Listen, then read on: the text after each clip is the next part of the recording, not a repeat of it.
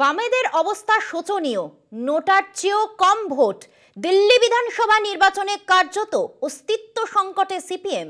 বামেদের ভোট শতাংশ একসময় সিপিএম সহ বামেদের সমর্থনের অভাবে দিল্লিতে অস্তিত্ব সংকটে পড়ে শতাংশ ভোট পেয়ে বেশ কিছুটা এগিয়ে নোটা।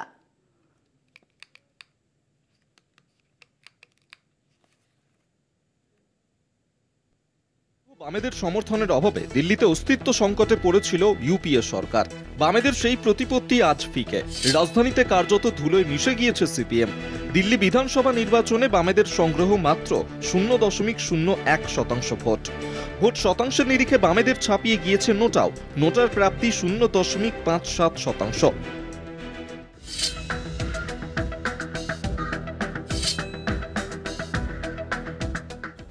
দিল্লি বিধানসভা নির্বাচনে 6টি আসনে প্রার্থী দিয়েছিল বামেরা। 2টি করে আসনে লড়েছিল সিপিএম, সিপিআই ও সিপিআইএমএল।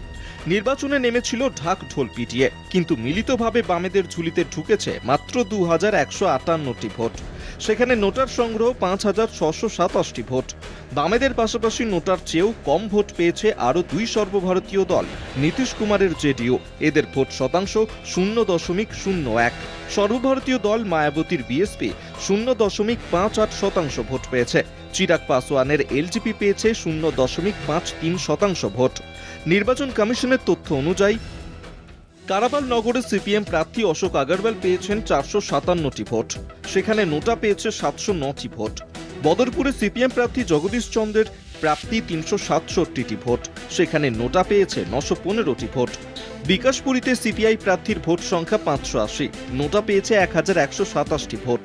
পালমে সিপিআই পেয়েছে 326টি ভোট, নোটা পেয়েছে 1119টি ভোট। নরেলাতে সিপিআইএমএল পেয়েছে 328টি ভোট, যেখানে নোটা পেয়েছে 981টি ভোট। কুঞ্জলিতে সিপিআইএমএল পেয়েছে মাত্র 100 ভোট, যেখানে নোটা পেয়েছে 776টি ভোট। বামেদের গ্রহণযোগ্যতা নিয়ে সন্দেহ তৈরি হয়েছিল দিল্লিবাসীর মনেও। তাই বামেদের থেকে নোটাদের ভোট দিতেই বেশি স্বাচ্ছন্দ্য বোধ করেছেন ভোটদাতারা। কারণ নির্বাচনী লড়াইয়ে কখনোই খুব একটা সুবিধা করতে পারেনি বামেরা। কলকাতা টিভি।